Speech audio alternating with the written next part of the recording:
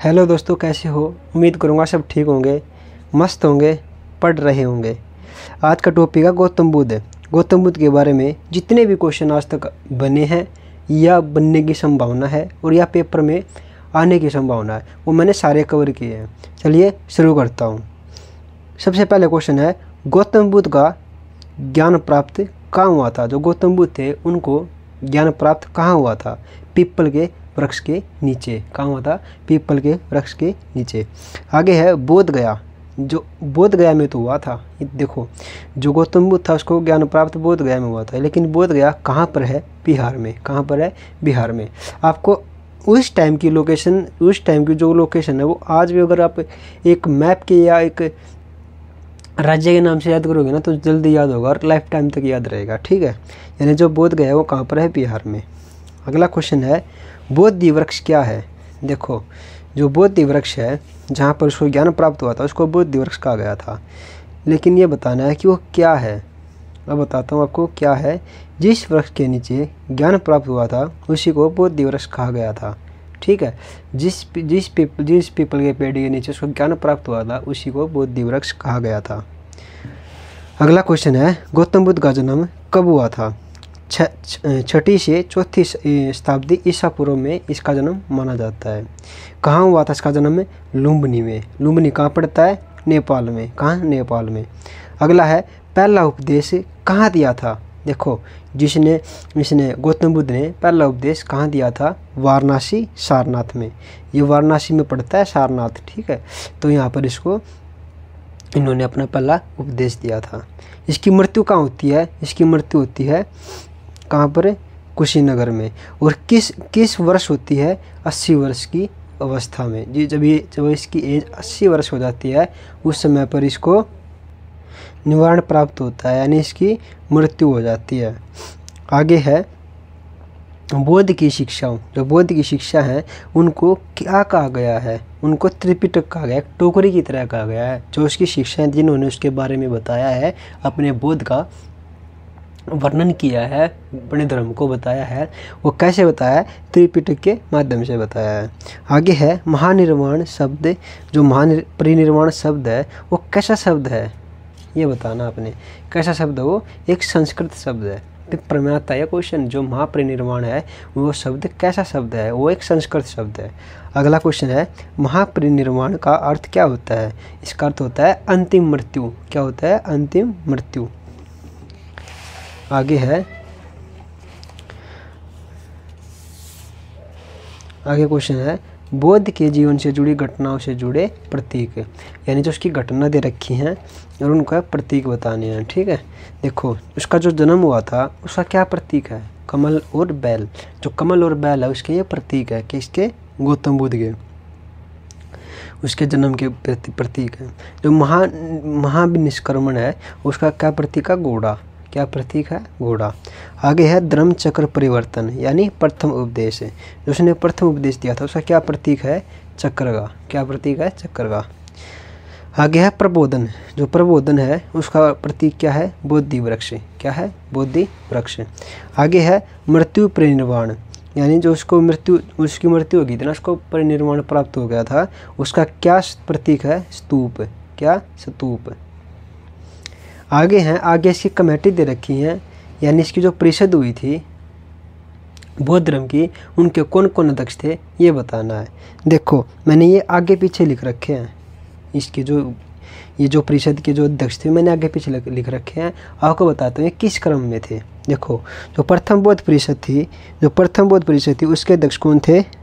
उसके थे महाकश्यप। कौन? महाकश्यप। तो इसका मिलान इससे हो जाएगा, महाकश्यप से। ठीक है, अगला है, द्वितीय बौद्ध परिषद। दूसरी बौद्ध परिषद थी उसके जो में थे कौन?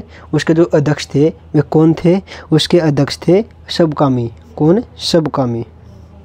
इसका हो जाएगा सबकामी। अगला है, थर्ड बौद्ध संगीति। जो तीसरी बौद्ध संगीति थी वो उसके अध्यक्ष कौन थे? उसके अध्यक्ष थे मोगलीपुत्र तिस्म। और अगली है चौथी बौद्ध परिषद थी जी, उसके अध्यक्ष कौन थे? उसके अध्यक्ष वसुमित्र। कौन थे? वसुमित्र। ठीक है। इनका मिलान ऐसे हो जाएगा, आप याद कर सकते हो, आपके पेपर में वेरी इंपॉर्टेंट है। इन चारों में से एक क्वेश्चन तो आता ही आता है हर बार।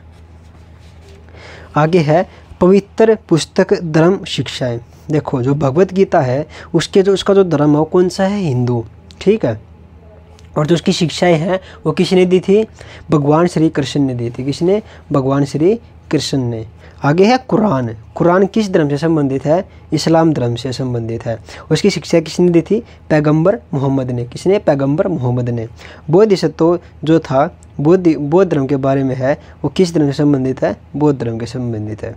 और इसकी शिक्षा किसने दी थी? बौद्ध शाक्यमुनि ने। किसने? बौद्ध शाक्यमुनि ने, ठीक है।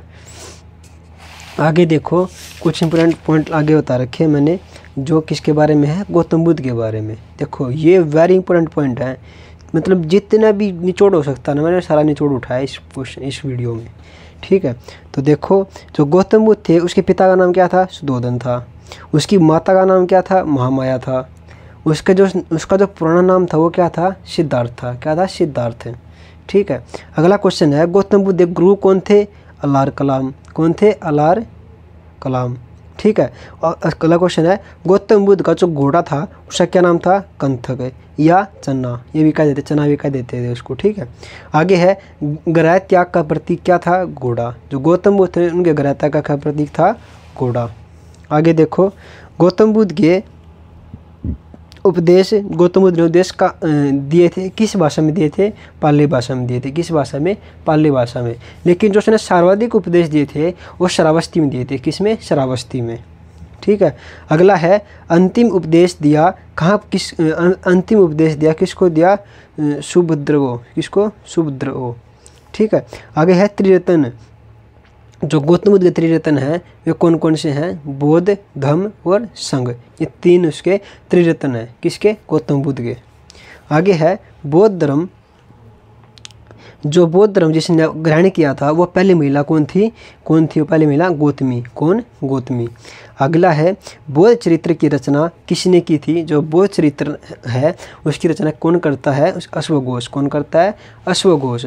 आगे है गंधार कला। गंधार कला किस से संबंधित है? बौद्ध धर्म से संबंधित है। किस धर्म से?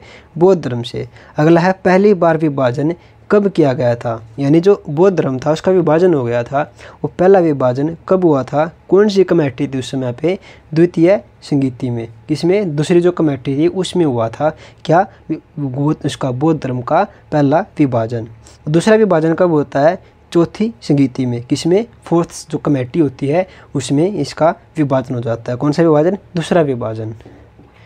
आगे देखो बौद्ध धर्म का पूजा स्थल क्या है? चैत्य मंडप। क्या है? चैत्य मंडप। आगे है विश्व शांति स्तूप। जो विश्व शांति स्तूप है उसमें किसके बारे में बता रहा है? राजगीर बिहार में। जो विश्व शांति स्तूप है वो कहाँ पर है? राजगीर बिहार में है। अगला है बौद्ध की मूर्तियों का निर्माण कहाँ होता है? जो बौद्ध की मूर्तियाँ होती थी उसका निर्माण किस काल में हुआ था ये बताना है। कुषाण काल में। किस काल में? कुषाण काल में। ये क्वेश्चन आता है, याद रखना। बौद्ध की अनुयायी शासक कौन थे? जो बौद्ध के अनुयायी शासक होते थे माने जाते हैं वे कौन कौन से हैं? बिंबिसार, प्रसेनजित और उदयन। ये तीन शासक थे इसके अनुयायी। किसके? बौद्ध धर्म के। तो दोस्तों इस वीडियो में बस इतना ही। आपको कैसी लगी वीडियो कमेंट सेक्शन में ज़रूर बताइएगा। मिलता हूँ एक अच्छे और एक वेरी इंपॉर्टेंट टॉपिक के साथ। तब तक बने रहिए और सब्सक्राइब जरूर कर लें।